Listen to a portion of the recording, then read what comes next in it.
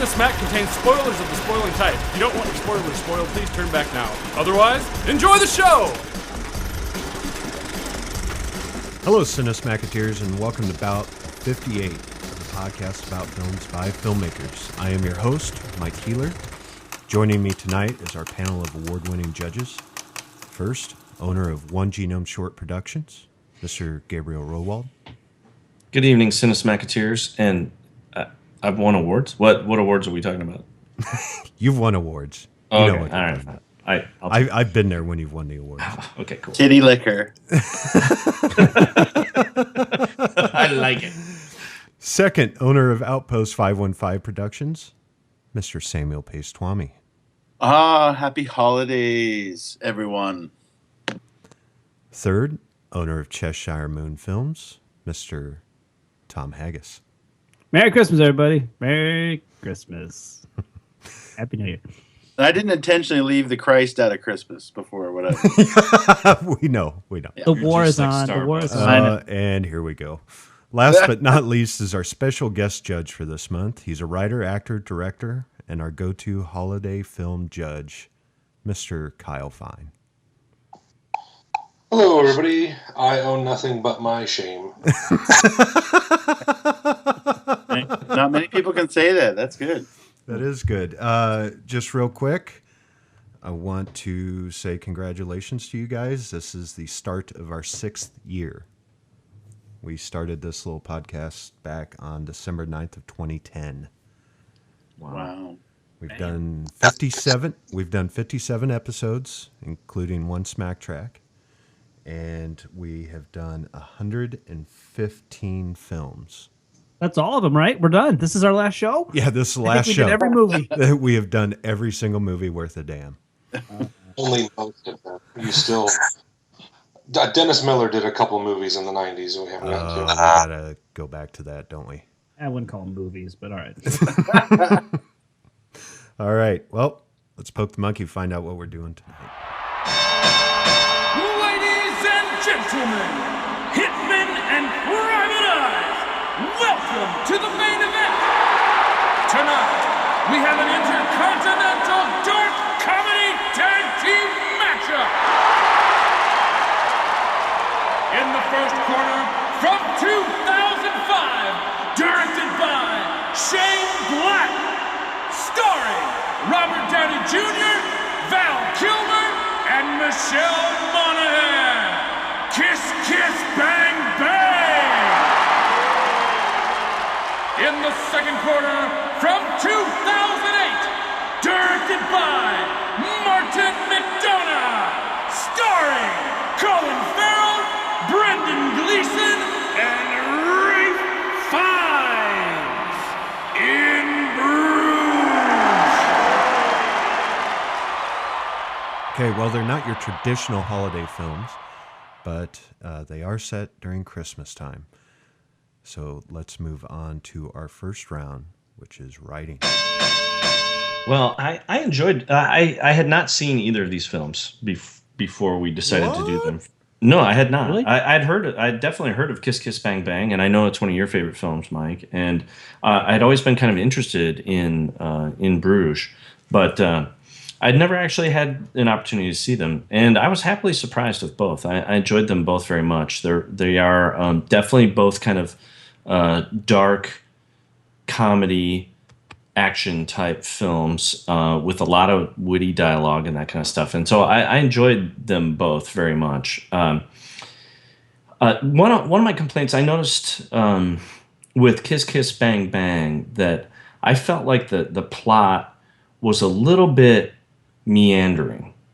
That at times it's almost like they didn't know where to go next.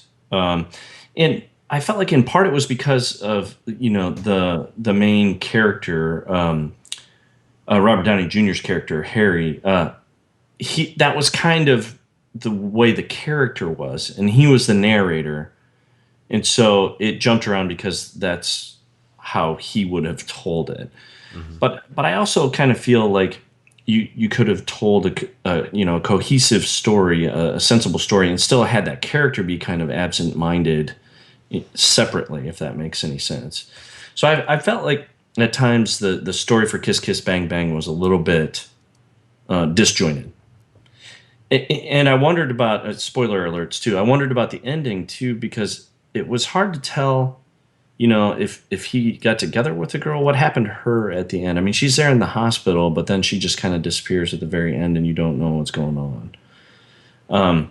Whereas I felt in Bruges was a little bit more of a kind of a solid structure. It wasn't quite as meandering. But I don't know. What are your guys' thoughts on that?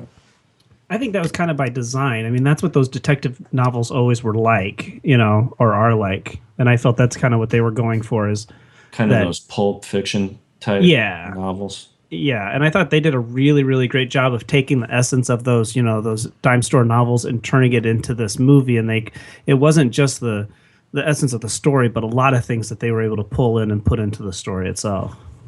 Right. One thing I think it's interesting, we may want to talk about it at the writing level, is, these films that are non-holiday films, as we kind of refer to them, where it's kind of a setting feature, not necessarily a plot device or they're not necessarily a traditional holiday film.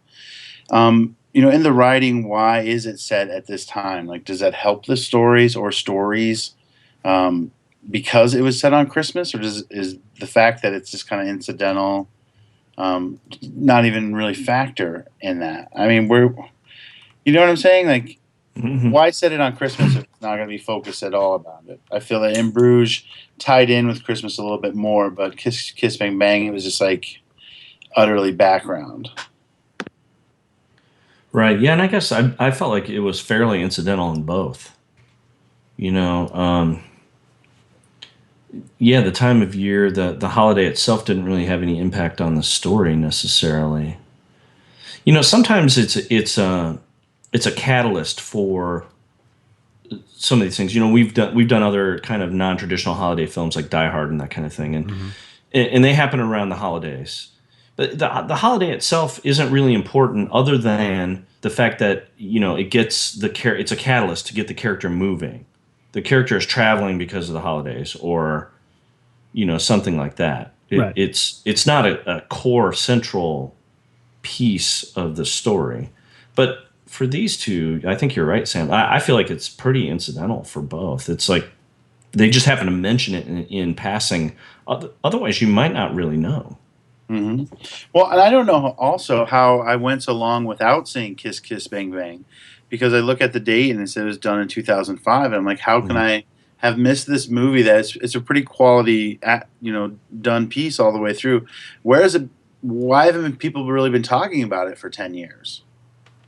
Well, both these movies suffer from the same problem, that they were horribly marketed. I mean, when they came out, and in terms of and good movies sometimes have to do that because they elude the usual genres. I mean, it's easy to market a rom-com or a science fiction film, but these movies, they kind of just tiptoe between different genres, and it's always hard to market those because marketing people that do movies are most oftentimes morons, but they had a really hard time with these. And one of the case in point within Bruges, I wanted to see it for a really long time, and the trailer made it sound like this kind of goofy, silly crime that takes place. And so I sat down, and when I watched it the first time a couple years back, I sat down for something like that, a goofy, crimey, black comedy kind of thing, and it was a lot darker than I wanted it to be, and it was more literary. If that, I'm sure we'll come back and talk about that a little bit later. But and it was not what I thought it was going to be, thanks to the idiot marketing people.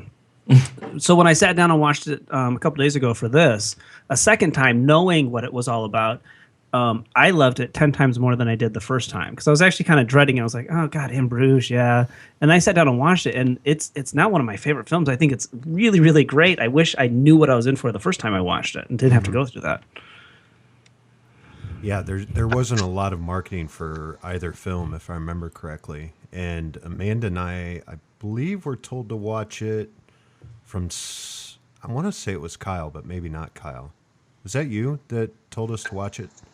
In Bruges? Yeah. That's quite possible. I think you told me to Kiss Kiss Bang Bang. Yeah, I think I think that's true. And it's one of Amanda's favorite films is In Bruges now. So I get I get what Tom is saying, though. It would be a hard movie to market, and as that when you see it, it is so dark in some places and almost brutal. Like some of the scenes later in the movie, like the bell tower, the church bell tower jumping scene, and some of the shootings are really gruesome, like really brutal.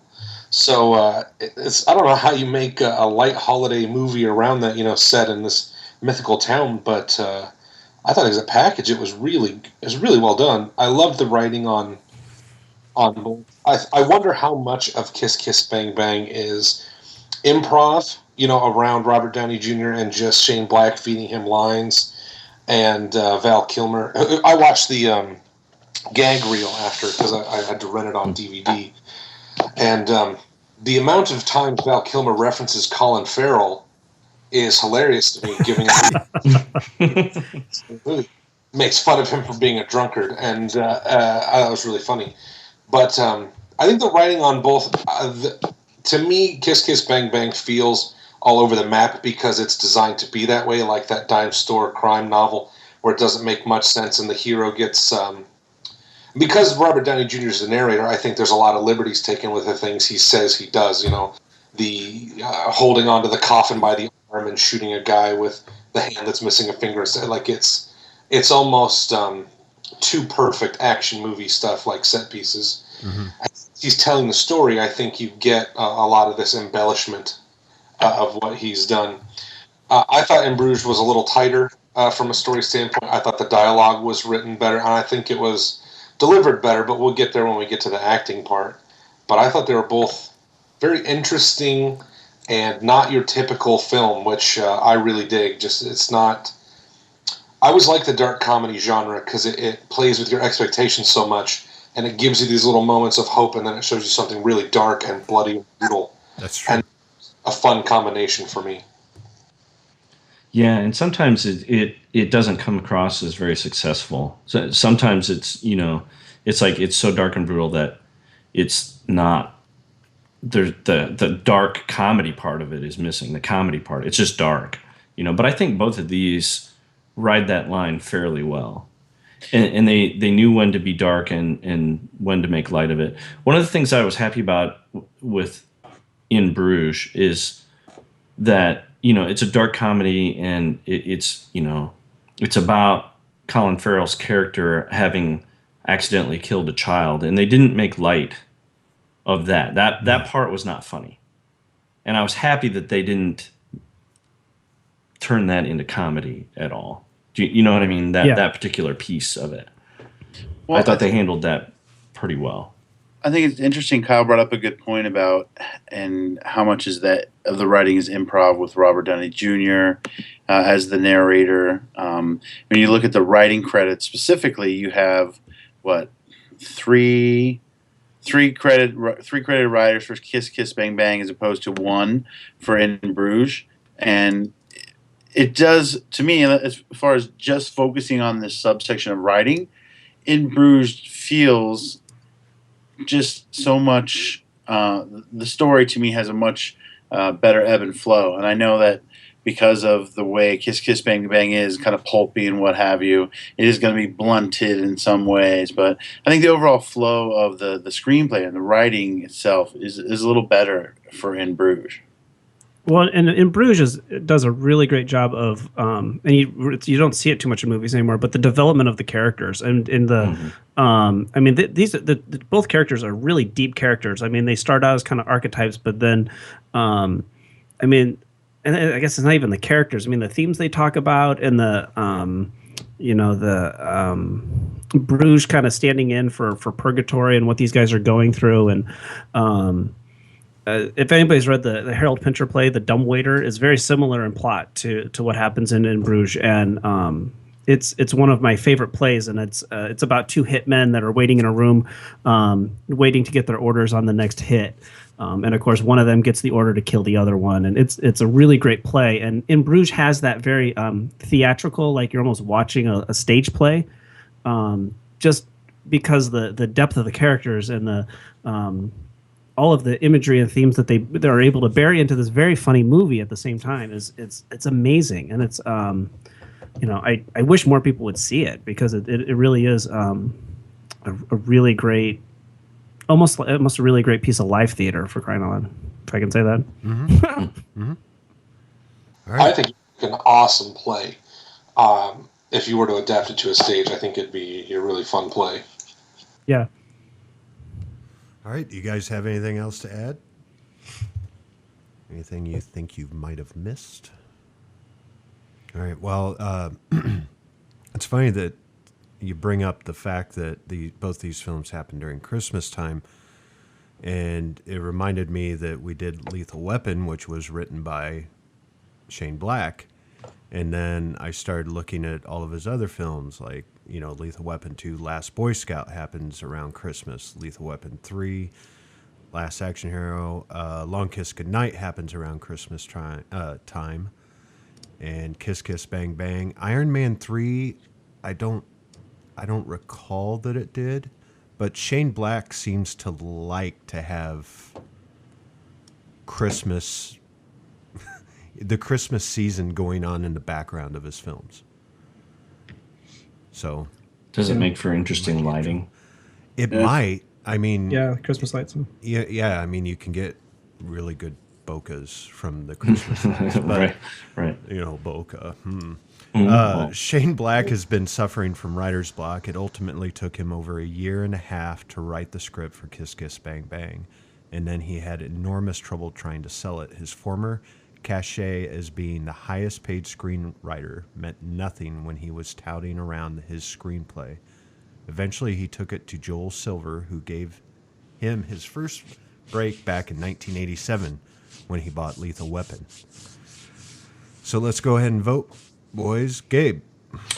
I'm going to have to go with In Bruges because I feel like the story is a little bit tighter. All right. Sam. In Bruges. Tom. Gosh, yeah, I have to go In Bruges as well. Okay. Kyle. Yeah, make it a clean sweep. I think it's In Bruges. All right. And you were mentioning something about Shane Black and his common themes and scripts about Christmas. I've seen 2 Shane Black movies with you guys now, Lethal Weapon and Kiss Kiss Bang Bang, and both open with some horrible situation happening for kids. In Lethal Weapon, you have a school shooting that kind of kicks off the story, and then a couple years later, that goes on to be big headline news around America. And in this one, you have a girl get hit by her father for pretending and yelling like she was getting cut in half. And a few years later, that's all over the news. So Shane Black is a kind of a trendsetter when it comes to what horrible things you'll do to children that will make the news in the next 10 years. He's a prophet, Kyle. You watch it. You can tell the future.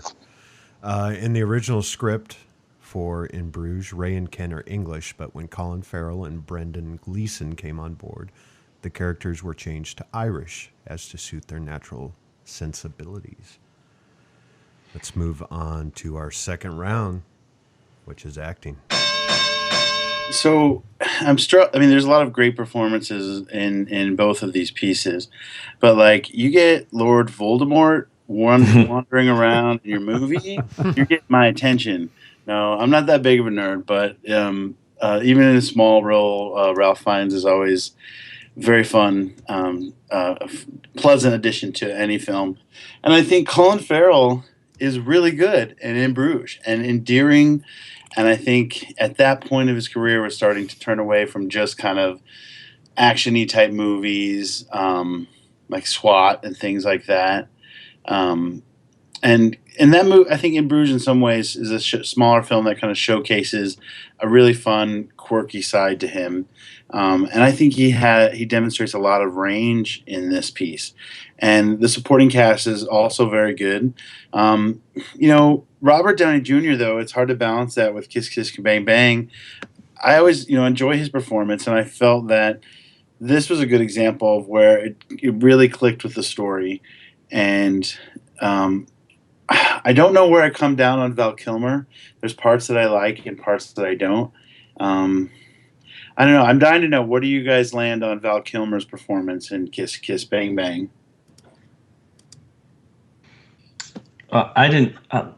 I guess I kind of liked him, but I didn't think it was an outstanding performance necessarily. I'm not sure he had a heck of a lot to work with. I mean, in this, like the kind of the second half of the movie, his character became far more important. But at first he seemed almost like he was going to be kind of a secondary character that, I didn't think he was going to be a main character in it. My question about Val Kilmer and his character was, how did you feel about their portrayal of him as being gay? Did you think some of the stuff they said was any way offensive or rude?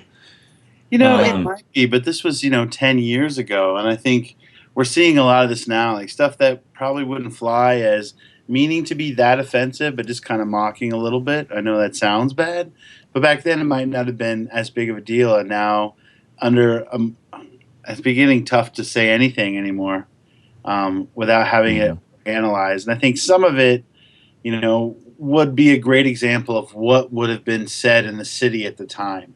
And that's all I could ever ask of a film, is if it just be kind of, how would those characters probably talk? And that's probably how he talked. Right. Yeah, What do he's you just think? a total smartass.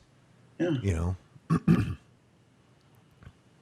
LA type. People said fags a bunch back then, and it was kind of like just, I don't know. I don't think it was too bad, but then again, it was also, as you guys pointed out, his character was very pulpy as well, in that there wasn't a whole lot of depth to those characters. Whereas Tom pointed out earlier, and in Bruges, it was just the opposite, where we really got a deep look into those characters a lot, as opposed to kind of a formulaic, detective, for example. Right.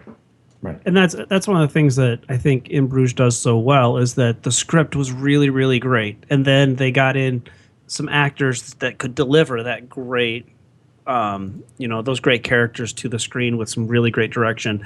And it's one of those really great movies that, darn it, I ran out of greats. It's one of those movies where everything delivers, where everything kind of is pushed to 10 and gives you the one of the best possible movies. And that being said, I really, really like Kiss Kiss Bang Bang, because it's such the characters are so much fun to watch. All three of them are very entertaining, and there's no way to remember all the memorable lines from the movie that they deliver, because every time I watch it, and I've probably seen it about half a dozen times, I'm always was like, oh my gosh, I can't believe I got that line. That's one of the funniest lines in the movie. No, wait, that one is that they just did. No, that one's good too. So yeah, for sure, they're definitely enjoyable, and I think it's just different approaches to the characters. I found the performances good in Kiss Kiss Bang Bang, and the characters weren't necessarily all that deep, but they didn't necessarily have to be, for that particular story.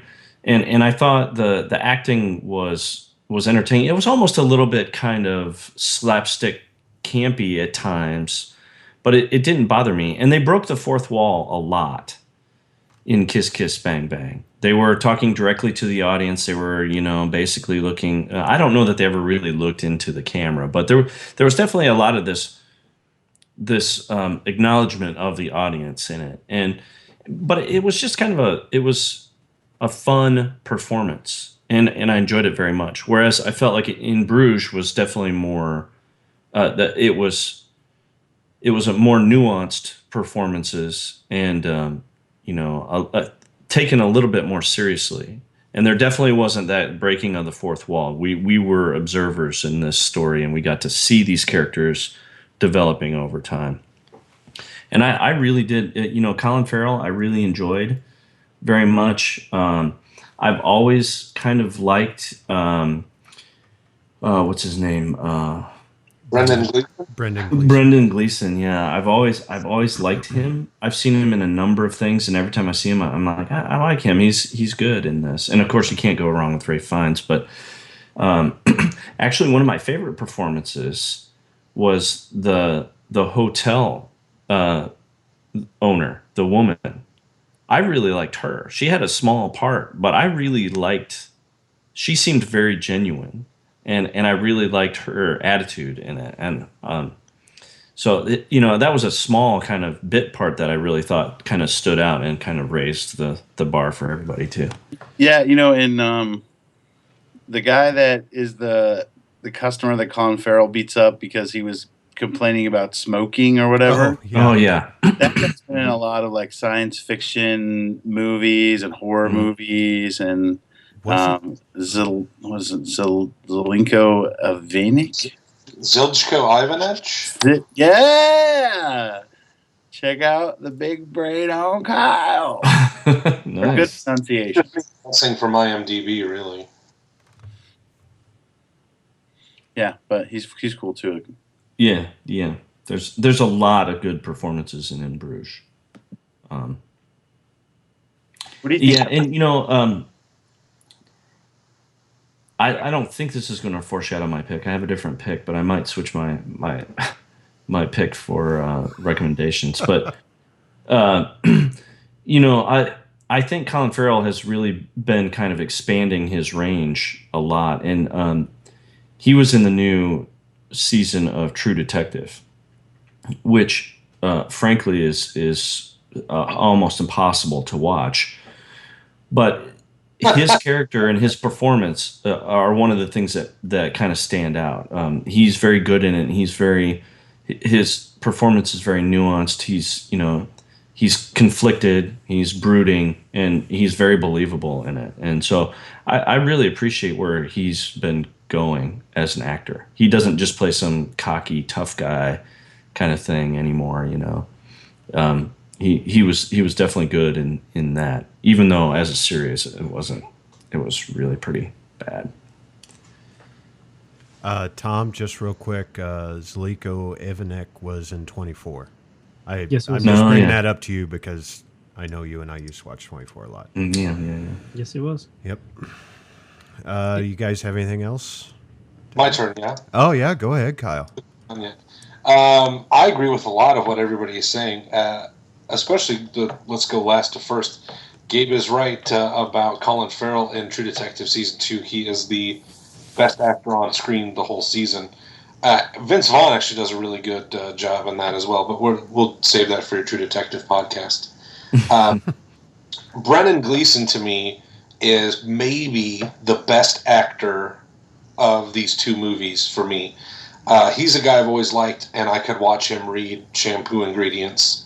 He was awesome in Bruges, and to me really tips a lot of that, the way I think of the acting, because I thought he was just fantastic. Colin Farrell had a very diverse performance and hit a lot of the jokes. I mean, he nailed some of the jokes that would have been hard, I think, on the page to get the timing completely right. Kiss Kiss Bang Bang is so fast, and there's so much dialogue in some points, that I thought Robert Downey Jr. and Val Kilmer did a great job keeping up with it, and I thought they stuck true to their characters. And some of the dialogue between them, I think especially, was the most enjoyable part of the movie, is to watch the two of them interact. Both movies were really well acted, and Kiss Kiss Bang Bang is it takes more. You can take more liberties, I guess, with the way it's acted than in Bruges, which is a more quiet, sort of close film. But I think they're both really good. So this was a hard category for me to sort out. Well, and Colin Farrell's never really pulled me towards a movie. I'm never like, oh, Colin Farrell's in that, I need to go see it. But I really enjoyed his performance in Bruges.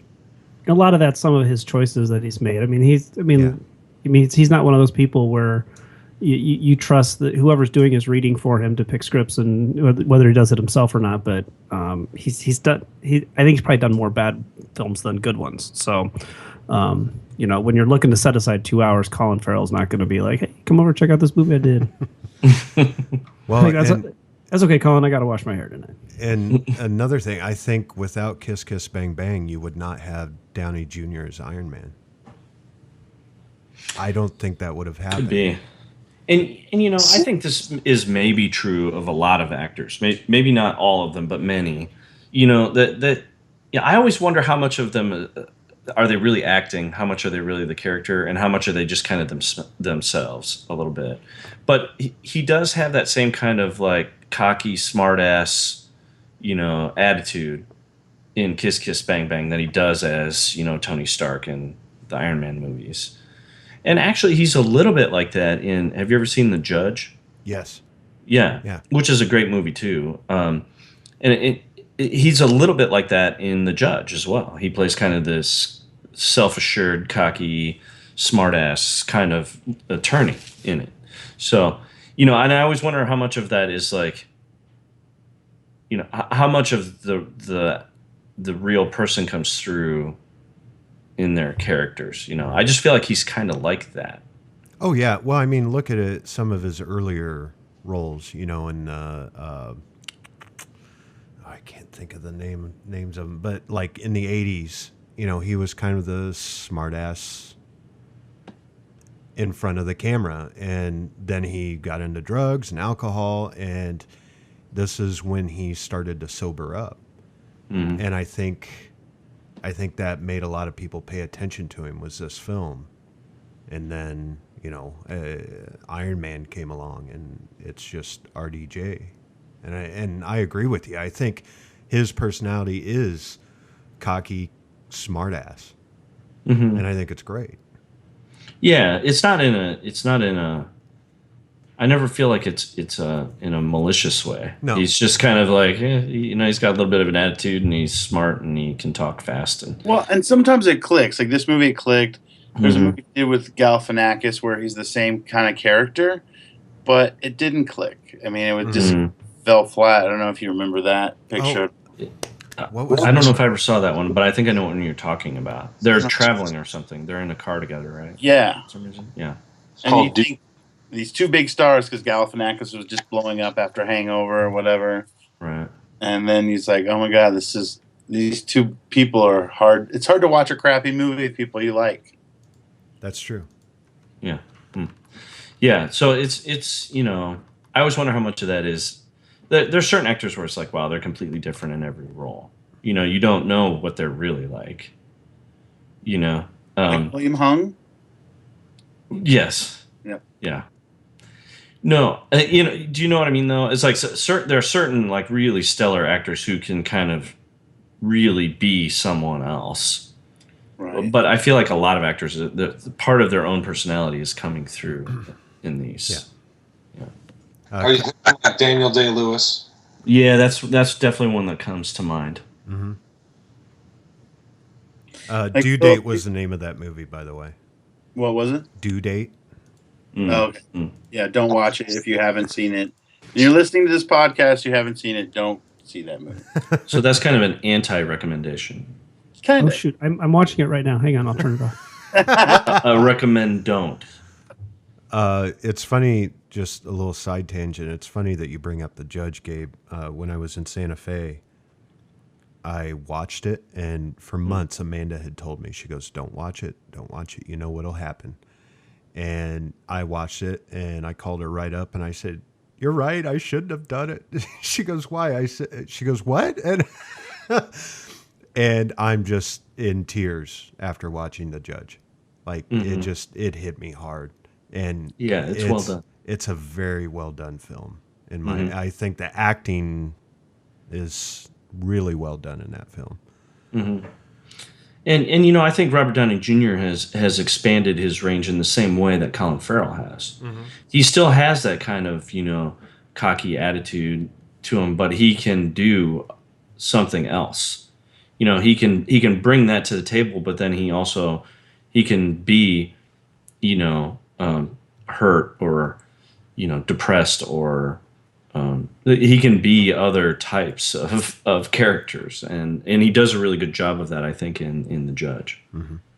But he's going up against I also really who plays his dad? What's his dad? My God, crap! I was just on it. De Gaulle. It's right there. Robert Duvall. Robert Duvall. Yeah, I really love Robert Duvall. De Gaulle was a general in World War II. Seagal? Was it Steven Seagal? No. Yeah. No, it's not quite the same. Yeah. Anyway, we're on a bit of a tangent. Yep. Anyway, let's get us back on track here. Sam brings up the fact that Brendan Gleeson was in Harry Potter, and so was Rafe Fiennes. It's Ralph. It's not Rafe. It's Ralph. And Clements, Ralph, my boy. Clements Posey. What about the girl, the female love interest? Yeah, and Syrian Hines, the guy who played the priest. Yeah. And all four of them were in the Harry Potter series. Oh, The really? guy- What did she play? She played Fleur Delacour. Lou de la Cour. Fleur Delacour, yeah. I just know. Plays the priest in Bruges will always be Mance Rayder to me for Game of Thrones. What's that? Yeah. The guy who plays the priest in Bruges is the same actor who plays Mance Mance Rayder. Raider. Yep. King Beyond the Wall. So as soon as I saw him, I was like, oh, where's Jon Snow? He's dead, Kyle. Get over it. No, he's not. No, he's not. Spoiler alert. Hey, there's a spoiler tag on the front of this podcast, all right? Right. There always should be. Three of them appeared in the same film, but none of them shared any dialogue together. Huh. So there you go. Let's vote. Sam. I'm going to go with In Bruges. All right. Tom. Yeah, I think I gotta go In Bruges as well. All right. Kyle. Man, these movies are so close to me. I think they're both really well acted. I'm going to go with In Bruges as well. And Brendan Gleeson is the I wish I could make the joke they made in the movie about someone on the seesaw, but I think it's a little insensitive. So yeah, Brendan Gleeson. So yeah, In Bruges. All right. Gabe. I'm gonna make it a four-fecta. Wow. Quadfecta? What would you call it? Hey, yeah, I'm gonna go with In Bruges because the performances are really strong across the board. Okay. As a sign of support to Robert Downey Jr.'s recovery from alcohol and drugs, Val Kilmer refused to drink during the entire production of Kiss Kiss Bang Bang. Let's move on to our third round, which is directing. This is one where I'm gonna give some credit to Kiss Kiss Bang Bang, because I think the directing Kiss Kiss Bang Bang could have very easily fallen through and just been a really horrible, awful movie that nobody ever heard of, and instead it's a really, really great movie that no one's ever heard of. So I think a lot of that's credit to Shane Black. I think he was able to balance the kind of the zaniness of it, but also put in there a very compelling crime story that I think helped kind of keep everything together.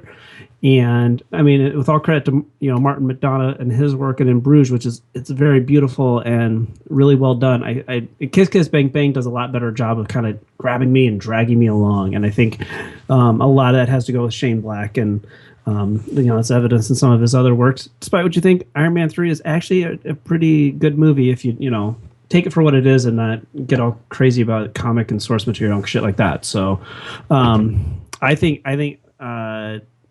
just Shane Black's work in Kiss Kiss Bang Bang is I think just a touch better than the work in Bruges.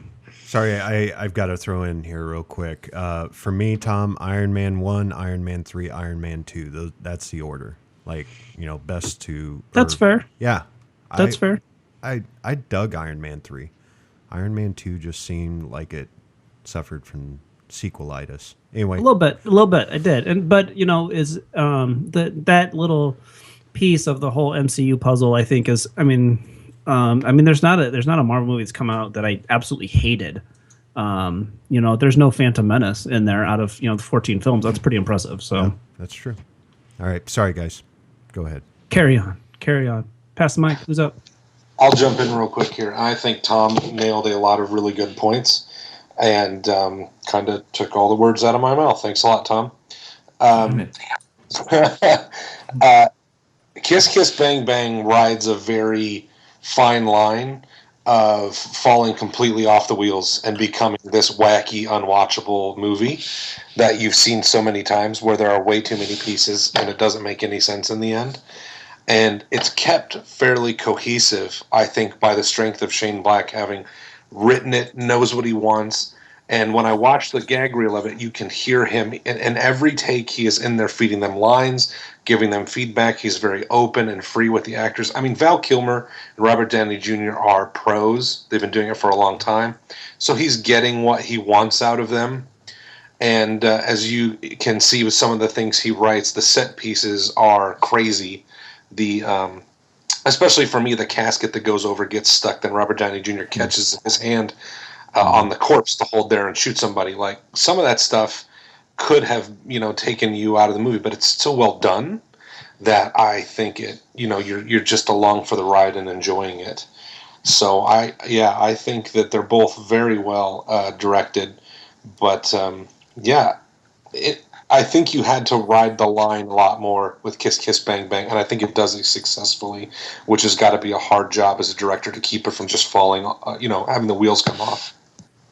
I think you guys are absolutely right, and I think in Kiss Kiss Bang Bang, there's that possibility that the narrator, in the sense that it's letting you in on the joke, may go too far, but I think it's kept reined in enough to where you do feel comfortable as a character. They're in Hollywood, so everything you're seeing kind of makes sense. It's very eccentric, but it's fucking Hollywood, so you feel very much in the story right away, like you're a pal, kind of included, and you have, in some ways, you kind of have access to part of the story that not maybe someone else wouldn't see. And I think that feeling is created very well. It's a delicate balance to walk, and I think it's done very well in Kiss Kiss Bang Bang. Yeah, I think we need to give a little bit of credit to both of these directors in that I believe both of these are their first feature-length films that they directed. Anyway, so I think considering how good both of them are, that's quite a feat. I think there are very few directors who come out, of the gate with such success.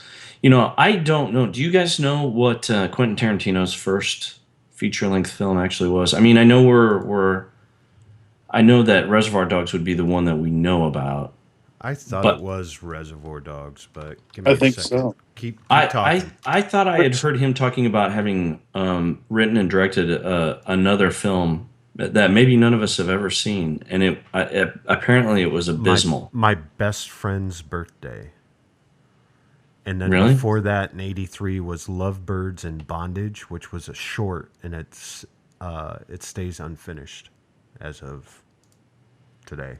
Oh, really? And my best friend's birthday was destroyed in a fire at the lab. A lot of the footage was destroyed, so that one's technically never been finished either. Yeah. Really?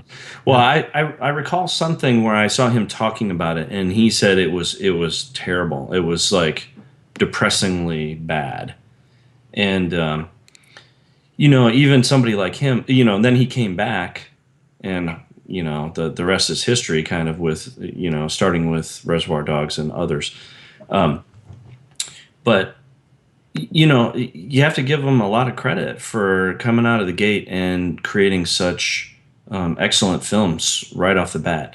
Now, it's not to say that they hadn't had other experience in the filmmaking process, but I think directing your first feature is quite a task, and they both did a pretty good job with it. Mm-hmm.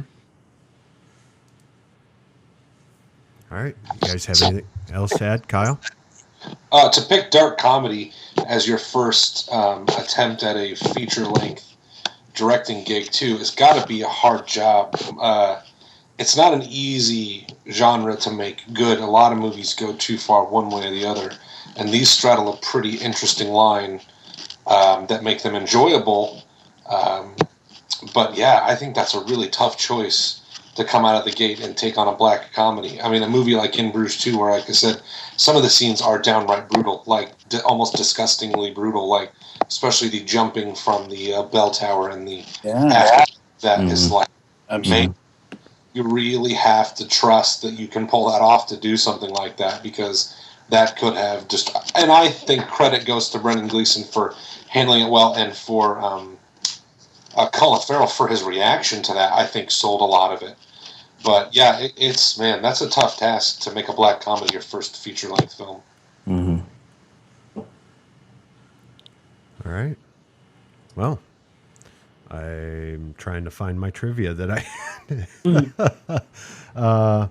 in order to create the feeling of the holiday season in Bruges, Christmas decorations were kept in some streets of Bruges until the end of March. The town council made an official communication to the people of Bruges explaining the reason why. Let's go ahead and vote on it, boys. Tom. I'm going to go Kiss Kiss Bang Bang on this one. Kyle. Make that 2. I'm riding the Tom train. All right. Hop on, baby. Hop on. Gabe. I'm really split on this one. I think All the aboard, directing Gabe. I said all aboard. I don't know. Gabe. I don't know if the Tom train's going to my Just destination. get on the train. I don't know. I am really. Someone's split on coming this. to I think kill they're you, both Gabe. competently Get on the directed. train. They're both very different from each other, but they're both well done in their own ways. I'm on the Tom train. I'm joining the Tom train. Yes. Okay, fine. I'm on the Tom train. Yes. Yeah, we'll go with Kiss Kiss Bang Bang on this one. But That's how you do But it. let it be said that I almost took a different train. All It was right. very close. Oh my God, are you gonna bitch the whole way there? Because if not, we're just gonna drop you off. I might. I'm like, Oh really? my God, get up, just get out, just get out. Ticket, I sir. don't- Ticket. why? It's like hell. Yeah, no. Sam. Anyway, Oh yeah, I'm on the Tom train for sure. All right. I love how you guys just give in to Tom. It's great. peer pressure. Yeah, and the peer pressure. Tom can be very convincing. Let's see here. Originally, now I lost it again because I was looking up something else. In reference to the Ike, Mike, and Mustard quote, Ike and Mike are diner slang for salt and pepper shakers, also pre-1950s. An Ike, Mike, and Mustard joke was an off-color joke, generally with sexual references that wouldn't be told in polite or mixed company. So they even threw in a little old 50s references for Kiss Kiss Bang Bang. Let's move on to our fourth and final round, which is overall. These are both great movies in a particular genre. I love coming on here with you guys to talk about this stuff, and especially I appreciate the Christmas aspect of these, although it's very much in the background on these movies. But these movies have so much in common in some places, and even seem almost like they're referencing each other with some things. It's I don't know. It felt like you guys had sat down and watched these two movies and then thought it'd be a great one to do a Cinesmack over, rather than just being two movies in a genre. Like they were very close for me.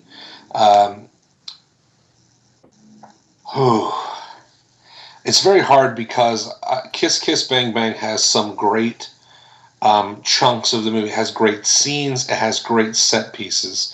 It has really good acting. I think it's written well. What I think must be ad-libbing and improv is handled very well. The story is a little all over the place. It is a case of I don't know how much I can trust the narrator. I like the breaking of the fourth wall to some degree, even as far as referencing other movies. Like, this isn't Lord of the Rings, I'm not going to end the movie 17 times, which I think is what we were all thinking when we watched Lord of the Rings, but to throw that in, I thought was really interesting. It was very bold and different. I think it's a different take on the dark comedy genre. In Bruges, I think, is fantastically acted. I didn't even mention Ralph Fiennes when you guys talk about him. He was phenomenal. Like, he just chews scenery. That guy is awesome all the time, and I would like to see him act angrily more often, because I think he was great smashing the phone and calling his wife an inanimate object. Those were hilarious, and talking about his kids. It's really close for me on these. I think In Bruges has a little bit more going for it from a cohesive kind of more. It doesn't wear you out like Kiss Kiss Bang Bang does. Like, at the end of that movie, I was like, oh my God, I just watched this thing. It's like watching a train try to stay on the track sometimes. It's moving so fast and all over the place. Do we give our verdict right now, or do we wait till the end? We wait till the end. Okay, so super close on this one. Whereas I think in the other Cinesmacks I've been in, there have been clear front runners on some of the movies. I think these movies are very close in quality. I agree, but I think one area where they're not very close in quality is I cannot stand the music in Bruges.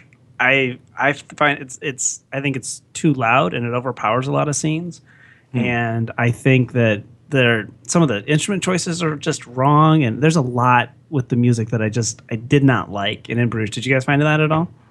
No, I can't. Well, you will next it time. It you didn't watch stand it. out to me for some reason. No, I I think you're right. I think the music was blaring at times and was too much in some places.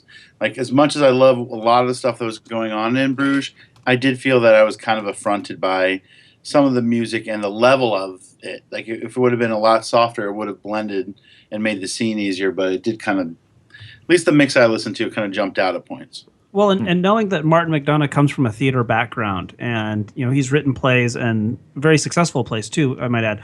The music, the score, and came across as like music cues in a theater.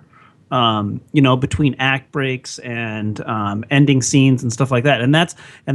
I was wondering if maybe that might have some kind of bearing on it, and less to do with maybe the composer, because he did the score for Fargo as well. What's his name? Carter Burwell. He did the score for Fargo, and that was amazing. But it was handled by the Coen brothers, who have a lot of history and practice at instituting scores into films. Whereas maybe Martin McDonagh's theater background maybe came into play a little bit, because that's how it felt to me. I was sitting in a theater and just getting blared music through a PA system. So I have nothing to say about the music in Kiss Kiss Bang Bang. Well, it's funny you bring that up, Tom. I was kind of going a little crazy. I enjoy Kiss. I mean, I shouldn't say I enjoy. I really like both of these films. And Kiss Kiss Bang Bang's been one of my favorites for quite some time. And then In Bruges came in a few years later. But one thing that bothers me a lot about Kiss Kiss Bang Bang, like the music for you in Bruges, was the lighting for me. Everything seemed like, even though it was night, they just had too much light going on. And in Bruges, I really like some of the lighting techniques used in the film. Yeah, I can see that. And it just drove me crazy. It kept kind of gnawing at me, knowing that I really like this film as much as I do. And I'm just like, did they shoot that during the day and they're trying to? No, that's a light. And it bothered me. It was just a little too much light for something that takes place, a majority of the time at night. Do you think maybe that had something to do with kind of the pulp nature of the film as well? Do you think that maybe that lighting was intentional? It could be. Because a lot of those, pulp fiction novel type covers have dramatic lighting, or do you think it was maybe a reference in some way to perhaps to film noir type lighting? Well, it wasn't even like, it was just too much lighting. There wasn't any kind of shadows anywhere. I didn't see a whole lot of using of shadows like they did back in the film noir days. If this is supposed to be very film noirish. I mean, look at Blade Runner. That's great use of negative fill. And Kiss Kiss Bang Bang, it just seemed like they're like, well, we have all these big lights, let's throw them all on. Now, I did like some of the color choices that they were using. I just think that the ambience of the entire film could have been brought down more. And I think it could have been just a little bit darker in the ambience and using more of that direct light. Well, part of I thought it was a stylization of being in LA. That's what my interpretation of it was that it was so bright at these parties and a lot of these other places, because it was this kind of otherworldly, La La Land existence where a lot of stuff is blown out. Mm-hmm. And characters in some ways were that way as well. They were just, it was a city of many lights or whatnot. But that's an interesting point, though. What did you think about the cinematography and the choices in Bruges? I think they captured some things that were dark, but they were very, both composition and then also a lot of the motion in some of those shots in Bruges, I thought was very effective. Oh, I agree. I really did like some of the composition of the shots in Bruges. I like the lighting. There were a few shots that, I'm like, oh, they had to turn the gain up on that. They had to open it way up on that because you can kind of start seeing some speckling. More grain. Yeah, more grain. You got to see a little bit more film grain in there. But overall, I mean, as a lighting guy, I really enjoyed in Bruges' lighting a little more than Kiss Kiss Bang Bang. It just seemed too bright. And I'm not against, the different colored lights and using that to your advantage, but just the ambience was just up way too high, I think, for me. Here's a question for you guys. Would you want to go and spend time in Bruges after seeing it in this movie? Yep. Probably not, because I'd just say, I'm in fucking Bruges. I think I would. I think I'd like to see all the old cathedrals. Oh yeah, absolutely. Yeah, I think I would go for sure. It's such a contentious point between the two main characters. I was wondering which side you guys fell on. How about you? I would love to go. I'm a medieval history nerd, and I think it looks beautiful. And I just want to listen to Ralph Fiennes tell me how it looks like a fairy tale. I just listen to that. That'd be fantastic. One thing to add too that I noticed was Harmony's house, her childhood home, was the same house that Walter Matthau lived in Grumpy Old Men. Really? Yeah. Oh, Trust that's me. true, yeah. I've seen Grumpy Old Men so much. Like I can't get away from that movie. I love that movie. But that's the same house. And I was wondering, watching it, I'm like, I wonder if they just stole some of that footage and just placed it in there, because it looks exactly the same. Is there anything else you guys want to add to the overall? No? What? Is there anything else you want to add? No. Okay. Just talk about the music. All right, let's vote on it. Kyle. Very close on these two movies, as close as it's been since I've been coming on Cinesmack for Christmas. I'm going to give it to In Bruges, and just barely. All right, I'll just put you a little over the line. Just in case it's close. Yeah, Gabe. I'm going to go with In Bruges. I think overall, from an acting performance standpoint, directing, and even though I did go with directing on the other one,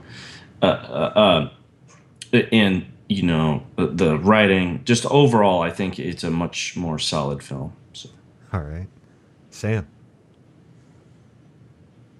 I think I'm going to have to go with In Bruges on this one. Okay, Tom. And I am also going to go In Bruges, which is interesting because, we always talk about repeatability.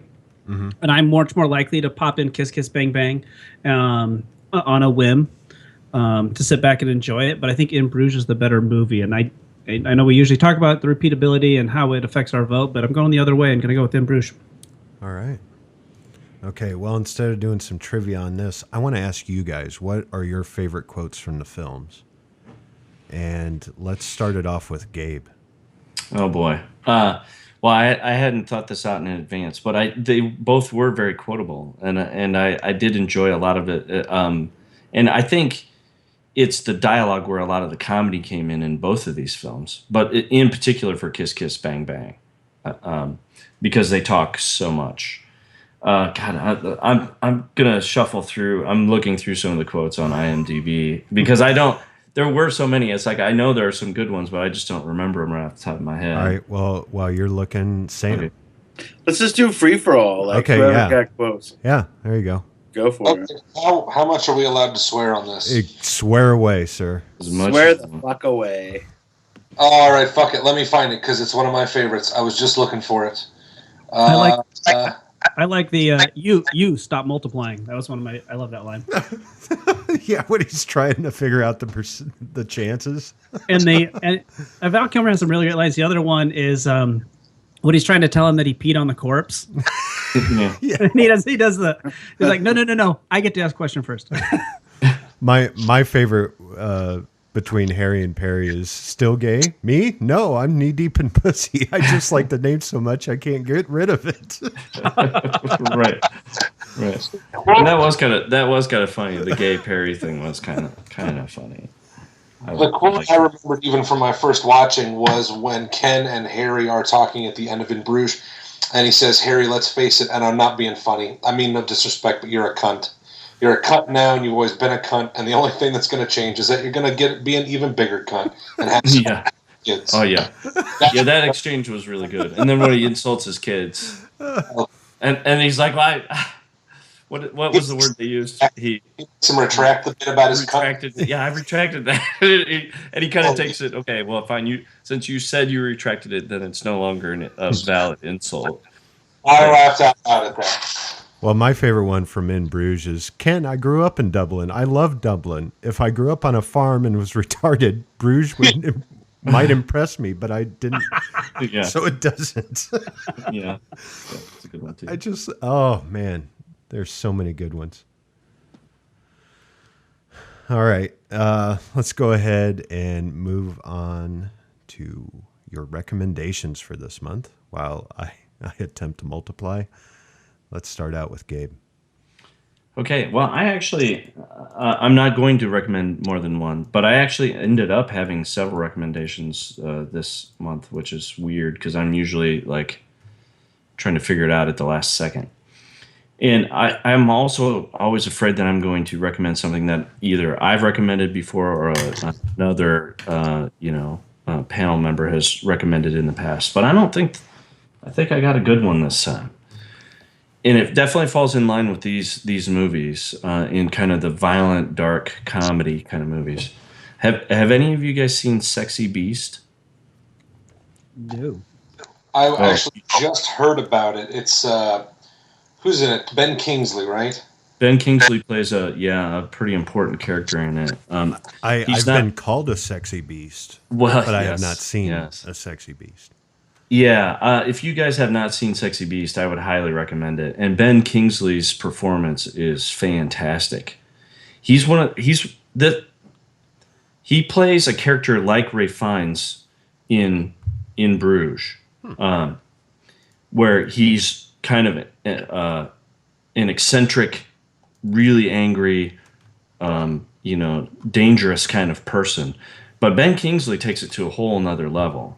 And there are scenes where he's just sitting. He's not even talking. And he's just sitting there. And the way he's sitting makes you nervous. Like, he's got it down. Ben Kingsley is another one of those people where, Daniel Day-Lewis, who becomes another character. And he really does for this movie. And he's a complete... He called Ralph Fiennes a cunt. Ben Kingsley's character is a total cunt in this movie. And... you hate him so much.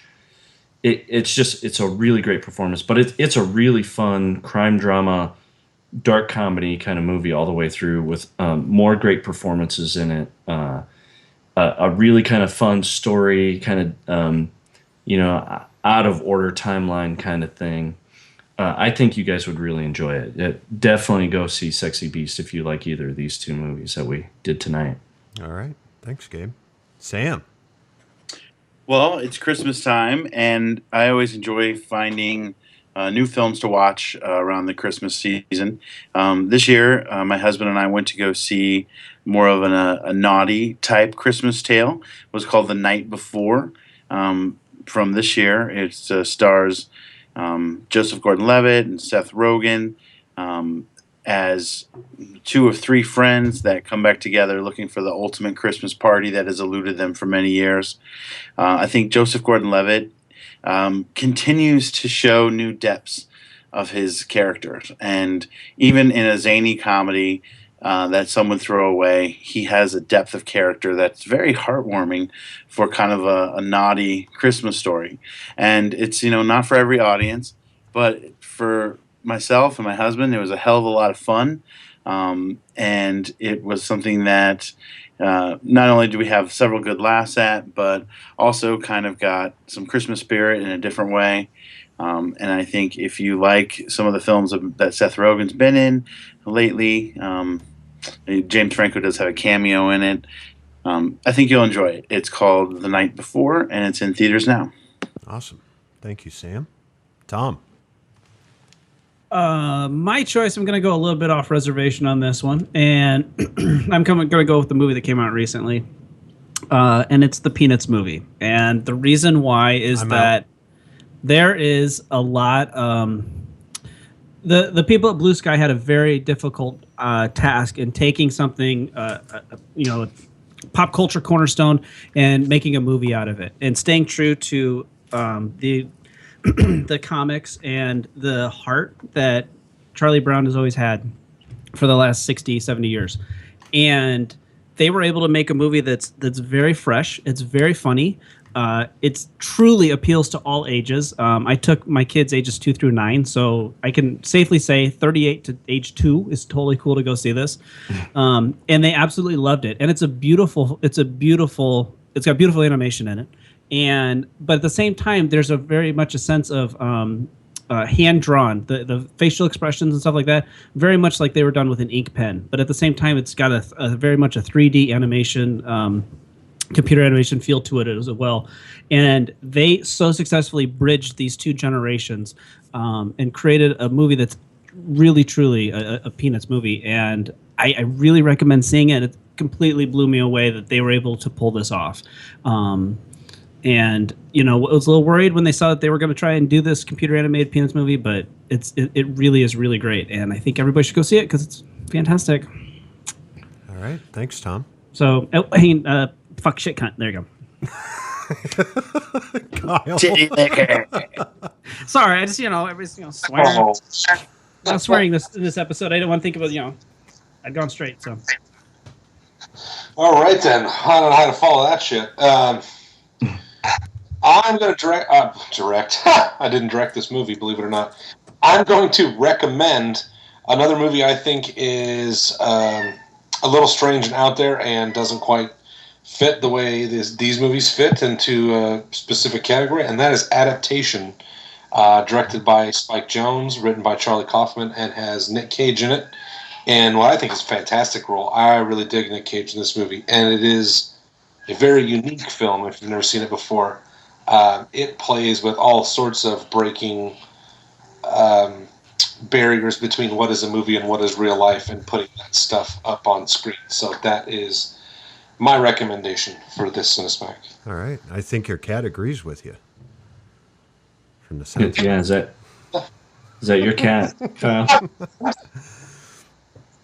He's now strangling the cat. It's okay. I told her to shut her cunt mouth. All right. Well, my recommendation is, a little off, but it also fits into the whole detective film noir feel. I'm going to recommend the new series on Netflix, Jessica Jones. This isn't for your kids. There's a lot of violence. There's a lot of sexual... there's a lot of sex. But I have started watching this on Netflix, and I can't get away. I watch at least 2 episodes a night. And it stars Kristen Ritter as Jessica Jones, and Rachel Taylor as her, technically stepsister or adopted sister. And Carrie Ann Moss is in it. Mike Coulter. There's a lot of really great acting, and I also should mention David Tennant, who is one of the Doctor Who's. I can't remember which number he was, but that was when I actually started watching Doctor Who, was when David Tennant became the Doctor. So I highly recommend Jessica Jones. It also, she narrates through some of the episodes, and I love that. I don't know what it is about that, but I love it. So check it out. It's not your typical comic book show. Let's put it that way. I also want to update everyone on something that I recommended, I'm pretty sure, earlier this year, called The Man in the High Castle. If you like history, check it out. It's on Amazon. It is an art direction dream.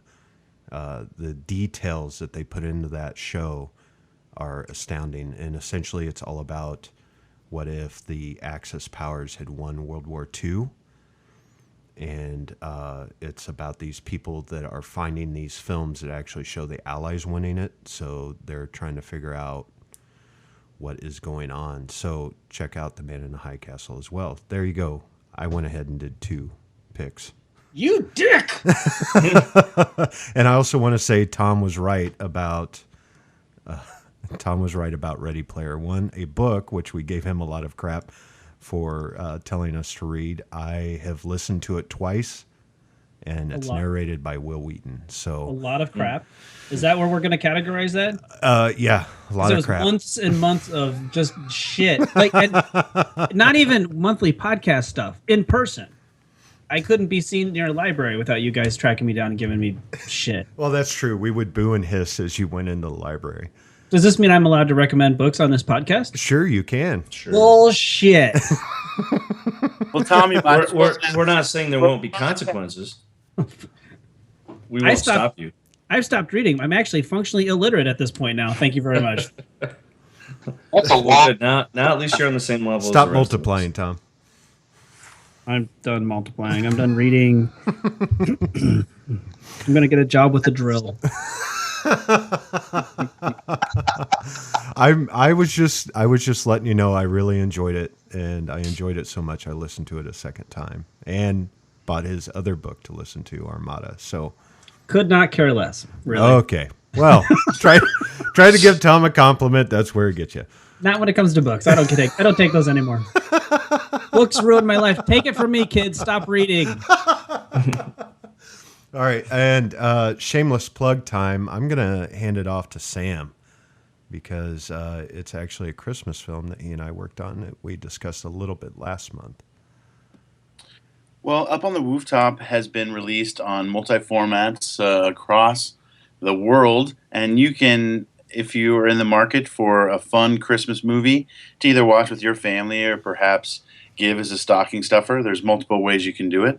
The film is called Up on the Rooftop. It's available on Amazon, Best Buy. It's also on streaming, many multiple services, including iTunes, pretty much any service that you go to, including DirecTV and some other cable pay-per-view options. You can see Up on the Rooftop now, and every purchase goes back to Iowa filmmakers, and hopefully will produce even more films that can be seen worldwide. And it's really exciting to be sharing some Iowa magic with the world right now. And the fact that, people from all over have a chance to see this film, hopefully it'll become a new Christmas classic in your family. Thanks, Sam. Shameless So plug. can you tell us, which panel members worked on this film, even like guests and that kind of thing? Because it was Sam and Mike. Sure. James Watson was on set for one day. And I don't believe Joe Clark has been on this podcast. Yes, he has. He has? He has, yeah. Mm-hmm. Yep. Mm-hmm. Joe Clark. He was the director, right? Yep. Writer? Yeah, Writer and director. Which cast did we do with him? I believe it was a January episode. Let me look here. Yeah, Black Hole versus Tron. Oh. Yeah. Wow. Joe Clark, Christian Day. Christian Day was on it? Yep. Yep, Okay. he was acted as a producer. Amanda Keeler. Yeah, she worked. Who else are we missing? That was That's what I'm looking at. I'm looking at our list. Did Trevor do any visual effects or anything? Or no, but he did provide the camera for that, and he did also some consulting with the camera. Mm-hmm. Okay. So definitely he worked on that as well. Sure. And I think that's it out of the... Oh, and Tim Nash. Tim Nash was actually on as well. Yeah. I believe we had Tim on right after we shot. Yeah, I believe so. Great. Well, I think I think that's a really cool thing. That it's a testament to how strong the filmmaking community is in Iowa. Sure. Well, and the thing is, it's just fun. Like some people would, say, why are you making a talking dog film? But it has a lot of heart. And also for me, the opportunity to have a chance to work with a lot of these people that I've, either been friends with or worked with in small ways in other projects. I was very eager to be a part of it, and so glad that we did it. And to shoot a feature in 14 days, what we shot this on a small budget, I don't think what you see on screen is indicative. People would be very surprised at how fast we did it, and also with using limited resources. Because I think the final product looks really good and it's fun. It's intended for a family audience, so it's not meant to be, edgy or anything like that. And if you don't want to watch a talking dog movie, don't. Yeah. Well, and one thing when we were at the premiere, how all of us feel when we're watching films that we've shot. We're listening to the audience. We're not really watching the film. We're listening to the audience. Mm-hmm. And I'm sitting in the middle of the crowd, and I could hear the parents laugh at some of the adult humor. I definitely heard the kids laugh at all the kids' humor. But one thing that stuck out to me was the fact that at some of the moments where we were trying to get the kids, emotionally involved, they did. Yeah. Like, I would hear them yell like, "No, don't do that," or "Oh no." And it was like, okay, boom, we got it. We did it. And that's kind of a testament to the filmmakers here in Iowa that, we have the talent. And it's something that I've always said, just sitting in watching the films that were made in 2 days, listening to the audiences react, and it becomes a drug. You want to hear those reactions for your target audience. Well, and I hope that 2016 is filled with those films for all of us. I know all you guys have work in various different areas of production. I've worked with you all on some aspect of production, and I hope that your creativity continues to spill over into the new year, and that you all have much success with whatever projects you end up with. Well, thanks, Sam. All right, let's find out who won. Ladies and gentlemen, may I have your attention, please? Your winner by decision is in Bruges.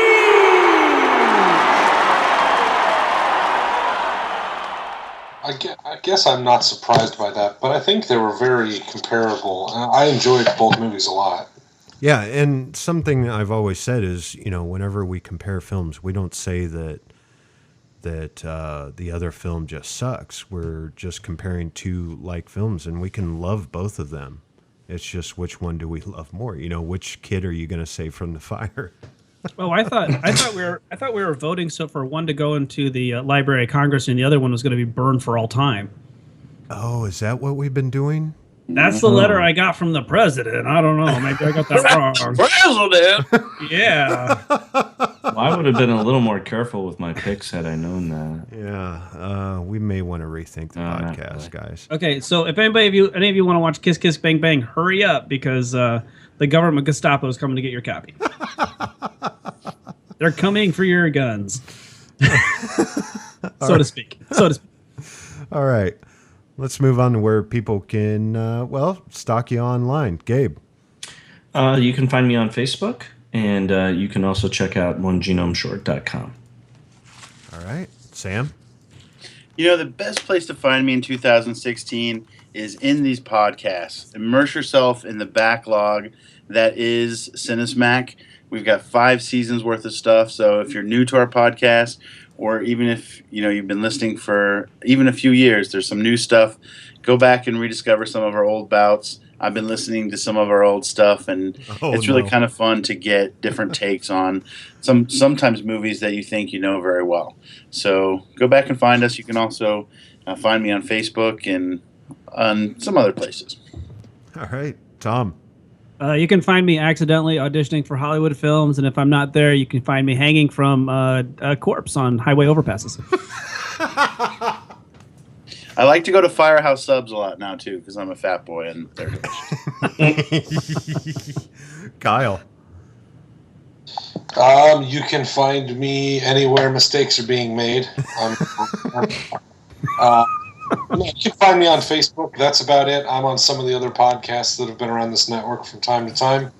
And if you don't listen to our role-playing Nerds of Babylon podcast, you'll get all the fuck you want of me on there. I won't shut my goddamn mouth. So Now that could be a hell of an advertising campaign. All the fuck you want.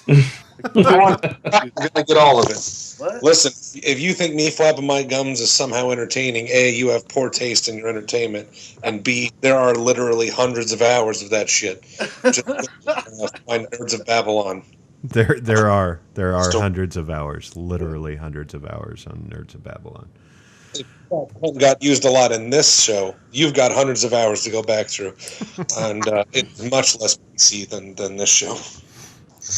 All right, well, you can follow me on Facebook, on Twitter, and you can check out the studio website at southsiderstudios.com.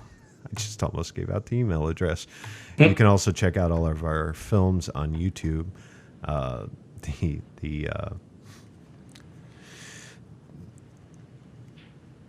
The web page is still under development. Let's just say that. We would appreciate it if you could leave us a review on iTunes or whatever podcasting service you use. Ratings for us means more people find us, more people that think like you guys. And, that could get dangerous. You can contact us at cinesmack@gmail.com. Follow us on Twitter and Facebook. Just search Cinesmack. And for January, we go back to our indie roots as El Mariachi shoots it out with Reservoir Dogs. And if I remember correctly, this is going to be our first Robert Rodriguez and our first Quentin Tarantino films on this podcast, which is very surprising. So for Gabe, Tom, Sam, Kyle, and myself, have a great holidays. Enjoy your time with your family and this podcast. Thanks for listening, and go catch a flick. And from all of us here at Cinesmack, happy holidays! Fudge me now, fudge me! This has been a test of the Southsider Studios podcast system. This was only a test. If this were a true lack of entertainment, your head would explode. Go to iTunes and subscribe to our feed. Just search Southsider Studios.